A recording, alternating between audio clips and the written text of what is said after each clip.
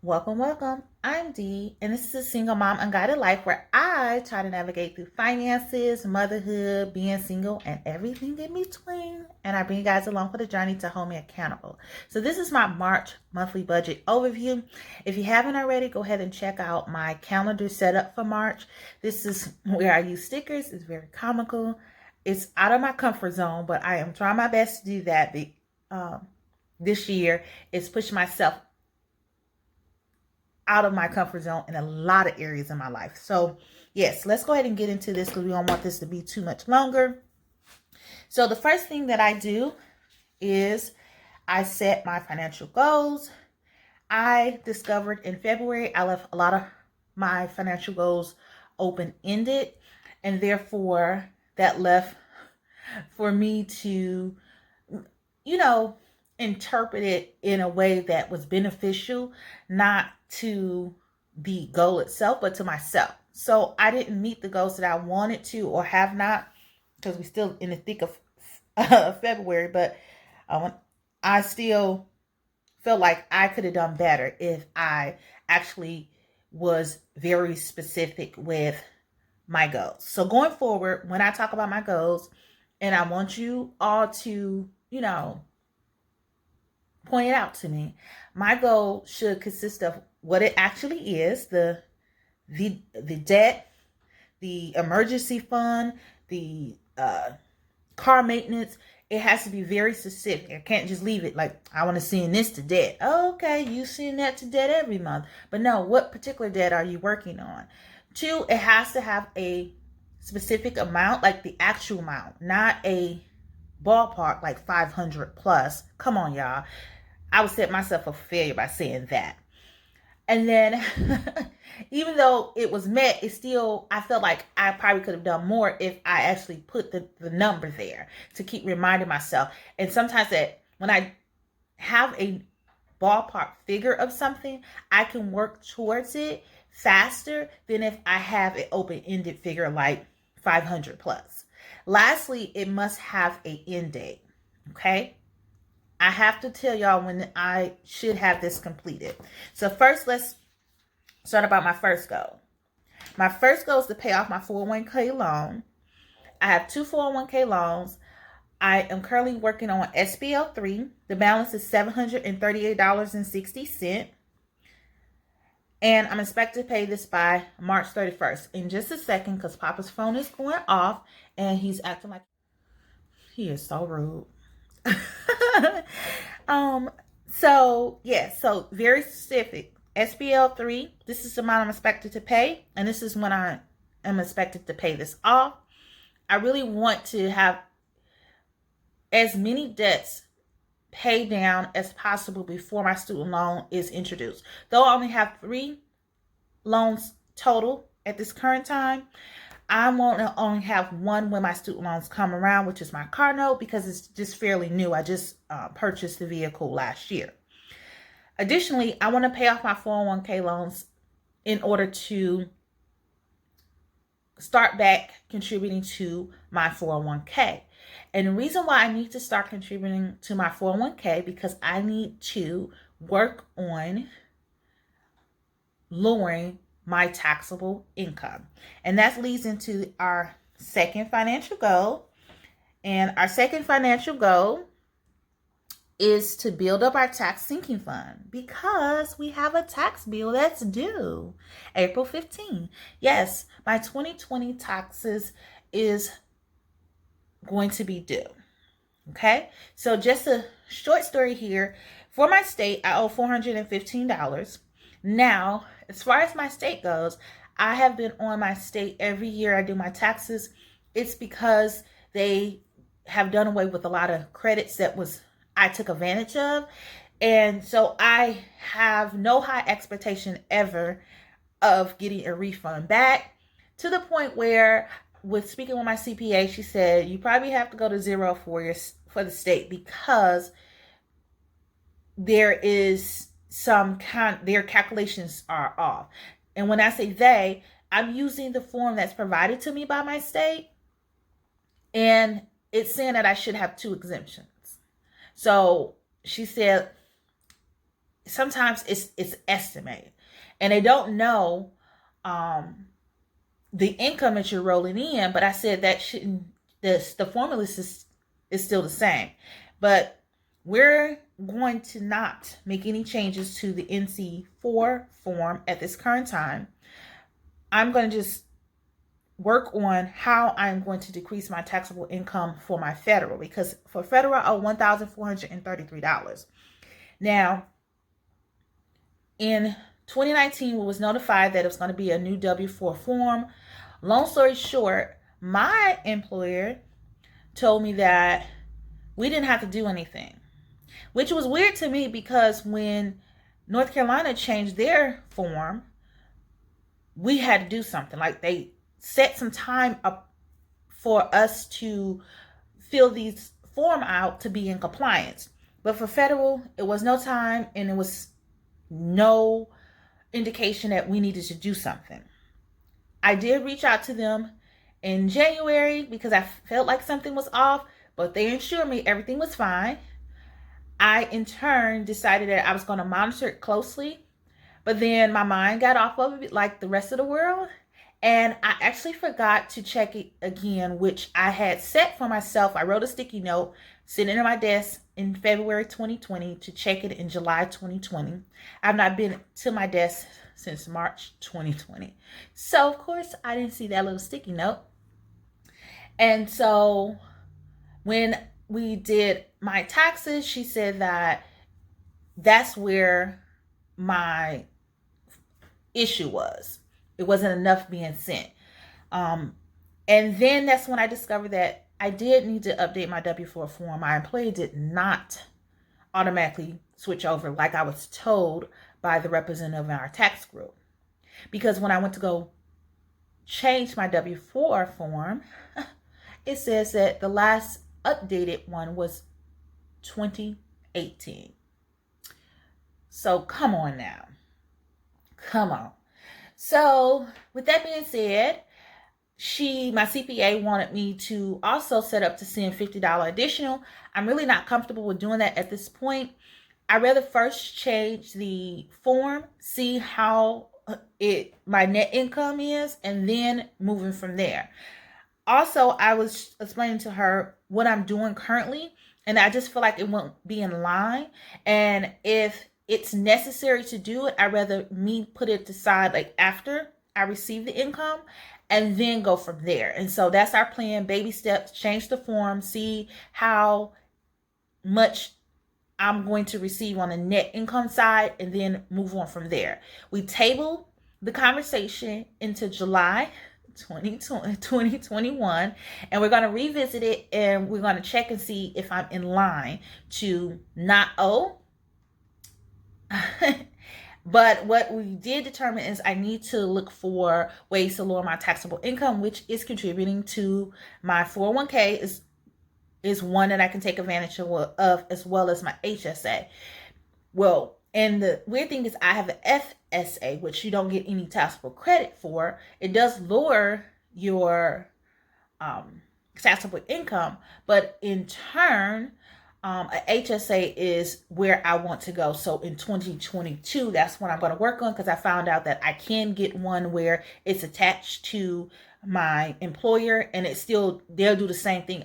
Someone else is just managing other than the group that's managing, which I don't like the group that's managing. So all in all, March is going to be March debt madness. We're going to be paying off our current debt in the new debt to ensure, or working towards the new debt to ensure that we're on task to making sure that this loan in the SBL2, which is the other loan, is paid off before my bankruptcy ends. All right. So let's go ahead and talk about the rest of the form. This is a worksheet that I created for myself that works for me and my family, and it helps me with determining what is expected to leave out of my account and where it's coming from, as well as where it's going to. So first and foremost, this is not a magic month. So I'm only going to receive 2 paychecks. So that's $1,600. I'm going to receive my stipend, which is $144.14. So I'm expected $3,344.14 to actually hit my bank account. As far as rollover, it's $301.54. Now, as far as savings, what's happening with the savings situation is that I'm pulling from sinking funds in my savings account. So first, let's talk about why I'm pulling from savings. It is time to pay the credit card bill, which is $262.43. Of that, $163.63 has to actually come from the bill sinking fund, or which is I call it the credit card checking account, to pay the bills that was processed. Okay. The next thing is I did purchase me and Papa a ticket to travel to our hometown, but it was right during the winter vortex, and I just did not want to take any chances with being stuck anywhere, because that's what happened with the 2 individuals I helped. They were actually stuck on the other side of the United States because no one was coming across. So I'm pulling from Papa's sinking fund $98.80 for that, and that gets me to $262.43. The next thing I'm doing, I'm pulling from Papa's sinking fund because we're, tying loose ends for his senior year. And so there's things that needs to be purchased and out of the way. And so I did purchase an item that I need to go ahead and pay off. So that's $53.13. And lastly, Papa has his dental visit that I need to go ahead and schedule. I'm sorry you hear that noise because I can hear it, feel like it's getting closer, but they really are far away. And so it's $36.10. And that's just an estimate, because I swear to y'all, when we go to this dentist's office, I always have to tell them, can you please send an authorization? So you can make sure that you telling them which tooth actually is getting the filling, and so they can give you the correct price. But we're going to go with $36.10. So that's $351.66 that we're going to pull from our savings and sinking fund. Lastly, Papa will send his $26.67 for his phone bill portion.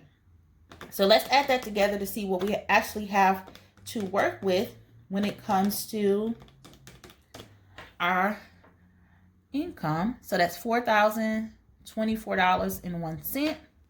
As you can see, I already pre-filled out the expense tracker. Like I said, the less writing I do, the better. And I have noticed my hand has been doing a whole lot better. Come on now. So the total is $2,440.87. Now what we do is we actually break down that when using the budget pre-plan. This is from Kiera Mavon, and I use this to be able to tell me exactly what is expected to come out each paycheck, as well as what I'm expected to receive. And I refer to as an income breakdown because, like I said, that I'm pulling from savings accounts. I may receive something from like money owed. So I rather refer to as an income breakdown versus than a paycheck. Additionally, I still use my paycheck days or my pay days to determine what needs to be paid when, because the bulk of my money is coming in during that time. So I get paid twice, and that is $226 and $312. So for the income, we know that I'm going to receive at least one check. My stipend is usually the first of the month, but the first falls on a Monday, which I know based on who I bank with that they're going to possibly release it the same day that I receive my paycheck. So I'm going to enter that in, and if it doesn't, it's fine. We'll adjust accordingly. So that's right now we're at $1,744.14. We know we're going to be pulling $262.43 from our savings because we have to pay the credit card. And lastly, we're going to do the dental visit, which is $36.10. And last but not least, And what we don't want to forget is that we do have a small buffer of $301.54. So all in all, $2,344.21. And now I'm going to go ahead and write out all the bills, the amounts that are expected to be paid before March 12th.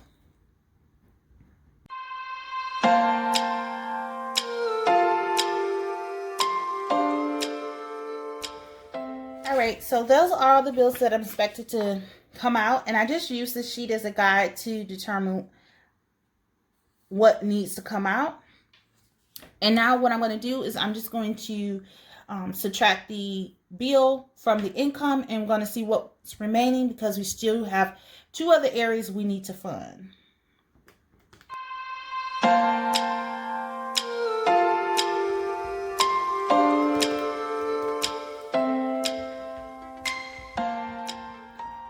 Okay, so we have $936.82 that is left to allocate to our envelope system and sinking funds.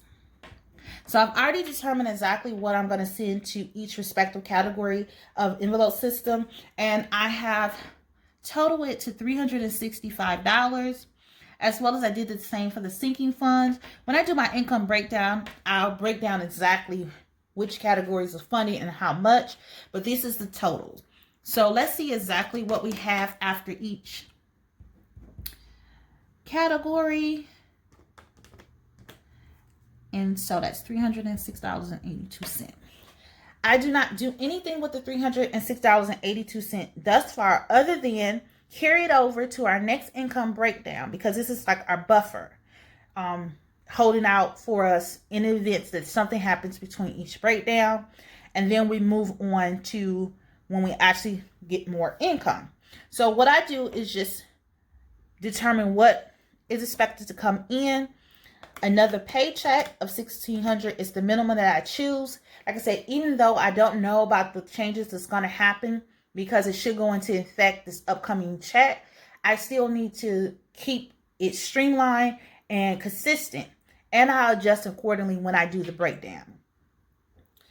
I know also that Papa will be sending his $26.67. And lastly, the $53.13 from Papa's sinking fund. So that gives me $1,986.62 to work with. Now we're going to work on writing down the bills that's actually going to be due from the 12th to the end of the month.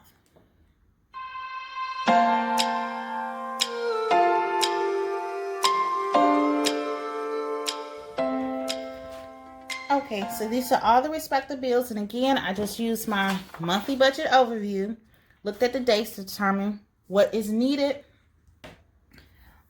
So let's now calculate what's remaining after each bill.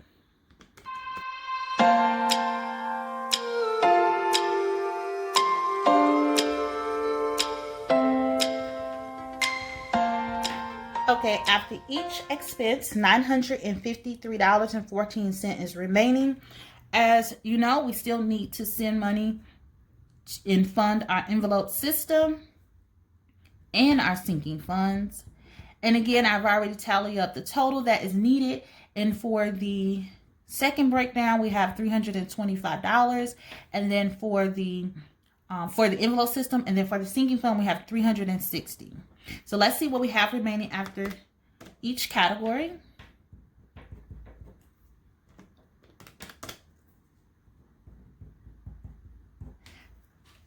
All right, so $268.14.